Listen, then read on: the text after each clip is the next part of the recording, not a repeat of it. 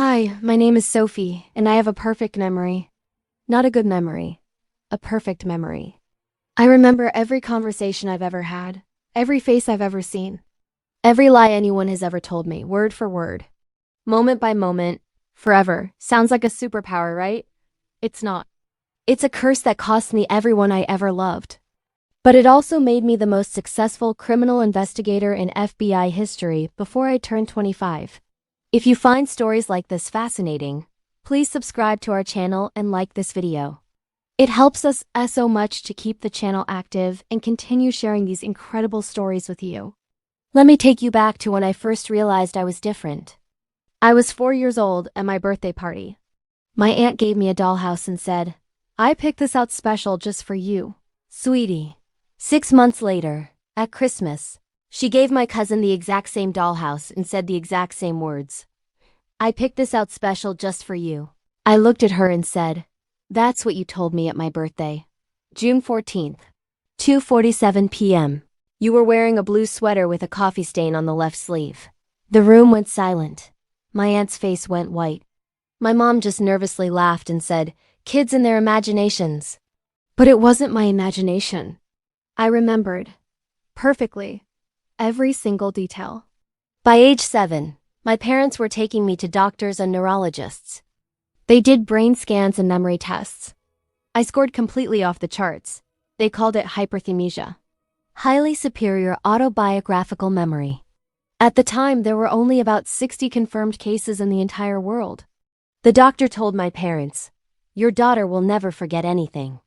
Every moment of her life will be stored permanently with perfect clarity." My dad smiled.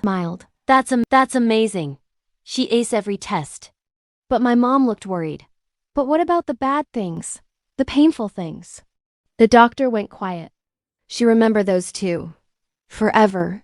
In perfect detail." And that's where the problem started. School was easy. Too easy. I never had to study. I just listened once and remembered everything perfectly. Every lecture, every textbook page. I graduated high school at 14 and got a full ride to MIT at 15, but I had 0 friends. Because here's what nobody tells you about having a perfect memory. You remember every mean thing anyone has ever said to you. Every micro expression of disgust. Every single time someone lied to you. In middle school, my best friend Emma told me she couldn't come to my birthday because she was sick. I was sad, but I believed her. Then I saw her Instagram story. She was at Jessica's party. The same day, the same time. When I confronted her, she denied it. That was a different day, she insisted. "No," I said. "It was Saturday, March 3rd. You posted it at 7:23 p.m. You were wearing a yellow dress. You commented on Jessica's post, 'Best party ever,' at 7:41 p.m. Emma just stared at me like I was a demon. "You're a freak," she whispered. "This is why nobody likes you." And I remembered that perfectly. Her exact tone, her facial expression, the way she looked at me with pure disgust. For high school was worse. At 15, I was the youngest student in my class at MIT. The professors loved me, but the other students hated me. "Sophie, you're making us look bad," they'd say. "Stop showing off." Nobody likes a know-it-all. I tried to dumb myself down, to pretend I didn't remember everything, but I'm a terrible liar. Because I remember every truth. Then I met Marcus. He was a grad student, 22. I was 16. He didn't care that I was younger. He said he loved how smart I was. He called me special, different, perfect. We dated for 8 months. He told me he loved me. Then one day, I overheard him talking to his friend. "Yeah, she's weird as hell. The memory thing is creepy. But her dad's loaded and she's gonna make bank with that brain." I'm playing the long game.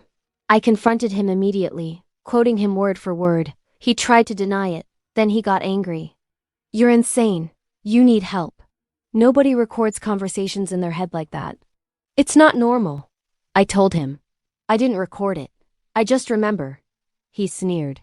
"That's even worse. You're a freak, Sophie. This is why you'll die alone." I remember his face when he said that. The contempt, the disgust. I remember everything. After Marcus, I stopped trying to date. I focused on school, graduated from MIT at 18, and got offers from everywhere for grad school.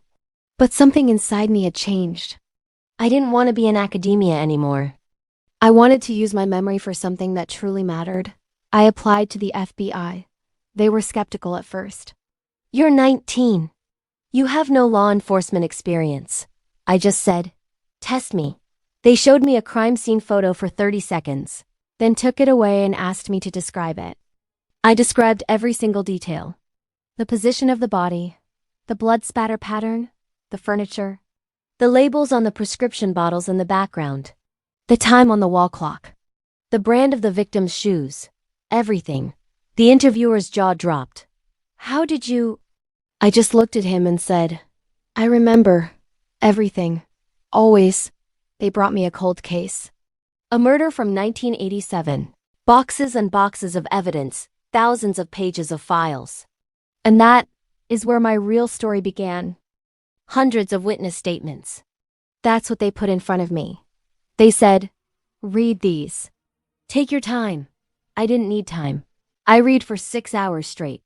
Every document, every statement, every single photo. When I finished, the test began. What did witness number 43 say about the suspect's car?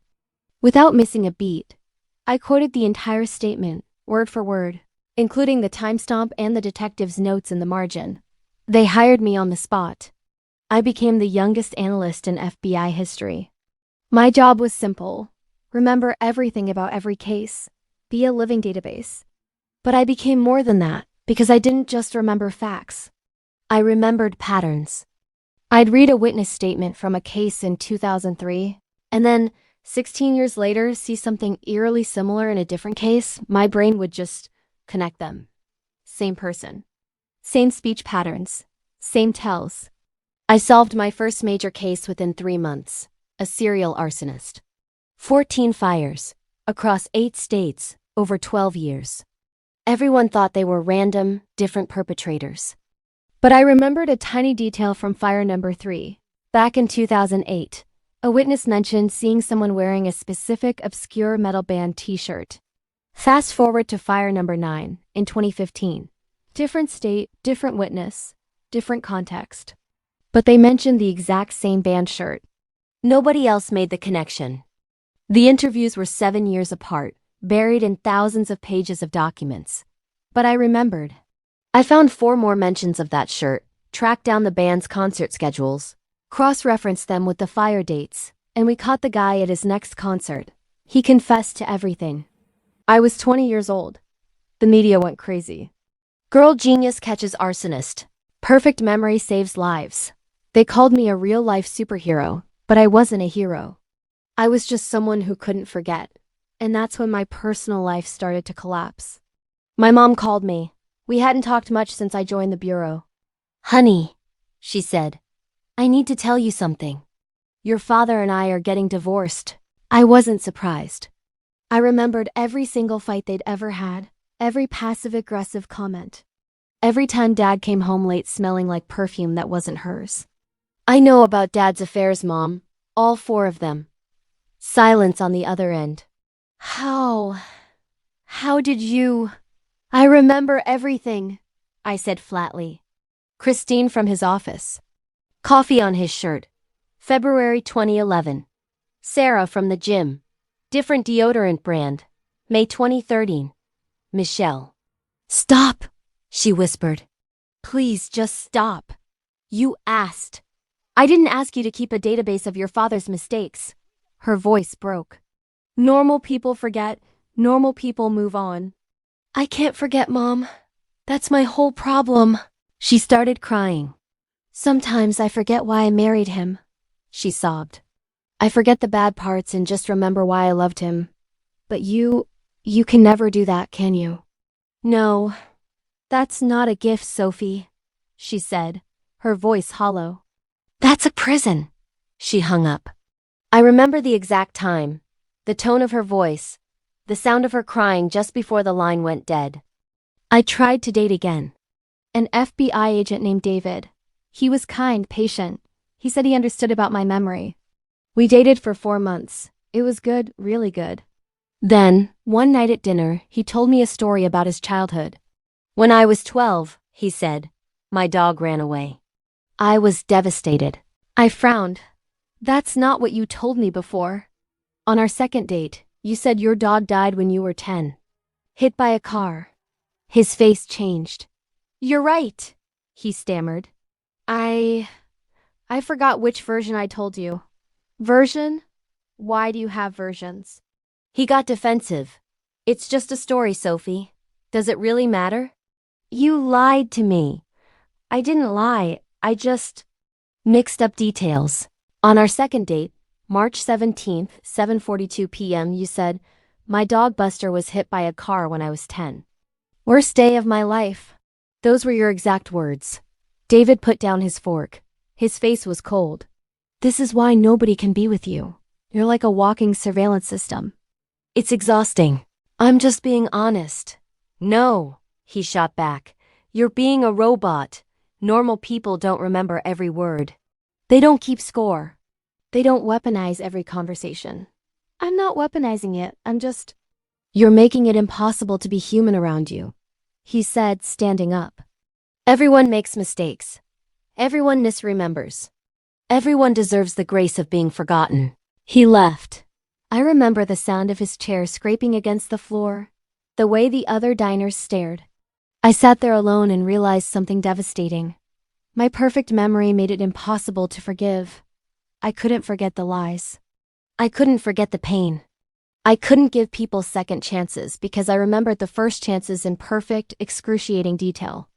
At 23, I was completely alone. But my career exploded. I solved 12 major cases in 2 years. Kidnappings, murders, cold cases decades old. I became a legend in law enforcement, the woman who never forgets. But behind closed doors, I was just lonely. Every relationship, professional or personal, eventually crumbled under the sheer weight of my memory. Then came the Anderson case, a triple homicide. A family of 3 murdered in their home. No suspects, no leads. The case went cold for 15 years. I requested the files. 30,000 pages of documents, hundreds of interviews. And somewhere in that mountain of forgotten words, I knew a pattern was waiting for me. I just had to find it. Thanks so much for listening.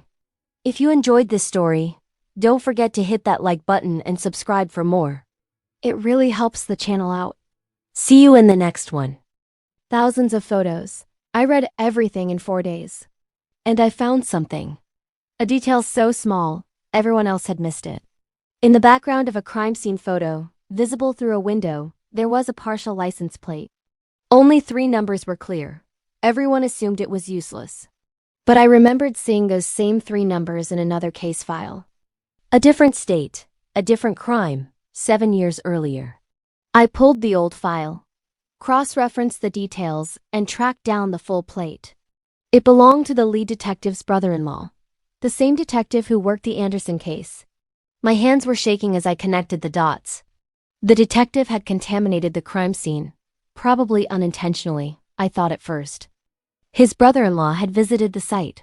But when I dug deeper, the truth became darker. The detective had borrowed money from the victim 2 weeks before the murder. A lot of money. And the victim was about to report him for fraud. The detective killed him. Made it look like a robbery gone wrong. Killed the whole family. And got away with it for 15 years. I brought my findings to my supervisor. They launched a full investigation, found more evidence, and arrested the detective. He confessed. Justice was served. I was hailed as a hero, promoted, becoming the youngest supervisory special agent in FBI history. 24 years old.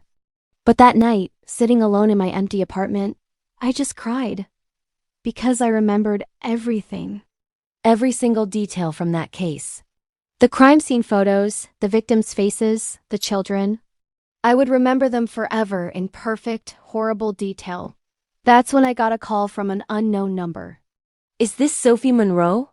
a voice asked. "Yes. Who's this?" "My name is Dr. Sarah Chen. I'm a neuroscientist at Stanford. I study memory and I've been following your cases. I think I can help you." "Help me with what?" I asked, confused. Learning to live with your gift, she said. Or curse, depending on how you see it. We talked for 3 hours. She told me about her research, about methods to manage overwhelming memories, not to erase them, but to contextualize them. You can't forget, Sophie, she said, but you can learn to forgive. You can learn to put memories in perspective, to understand that people are complex. For the first time in years, I felt a glimmer of hope. I started therapy with Dr. Chen. It was brutal. I had to relive every trauma in perfect detail. But slowly, I learned something crucial. Remembering everything doesn't mean you have to let everything control you. I remembered Marcus calling me a freak. But I also remembered my mom when I was 5, telling me I was special. Both memories were equally vivid. I realized I could choose which one to focus on. I remembered every lie Emma told. But I also remembered her teaching me to ride a bike, her patience, her kindness before everything went wrong. The memories didn't change, but my relationship with them did. Today, I'm 26. I still work for the FBI and I've solved 43 major cases. I'm engaged to a woman named Rachel, who's a therapist. She understands that I'll remember every argument we ever have, every mistake she makes. But as she taught me, forgiveness doesn't require forgetting. It requires choosing love despite a perfect memory of pain. Last week, my mom called. "I'm so sorry for what I said," she whispered, "about you being in a prison." I took a breath. "I remember that conversation, Mom. November 7th, 9:34 p.m. You were crying." She sighed. "Of course you do. You remember everything." "Yes," I said.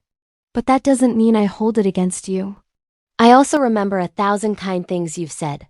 I choose to focus on those." She cried again. But this time, they were happy tears. My perfect memory is still a curse sometimes. I remember every victim, every crime scene, every horror I've ever seen. But it's also a gift. Because I remember every person I've saved, every family I've reunited, every case I've solved. And I remember that 4-year-old girl at her birthday party, the one who just noticed something others missed. She wasn't broken. She was just different. And different isn't wrong. It's just ... memorable. Thank you so much for watching.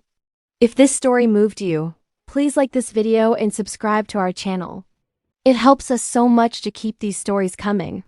Because even though I'll never forget anything, I want to make sure the world remembers this. Your curse might just be your calling. Your difference might be your destiny. My name is Sophie. I remember everything. And I'm finally okay with that.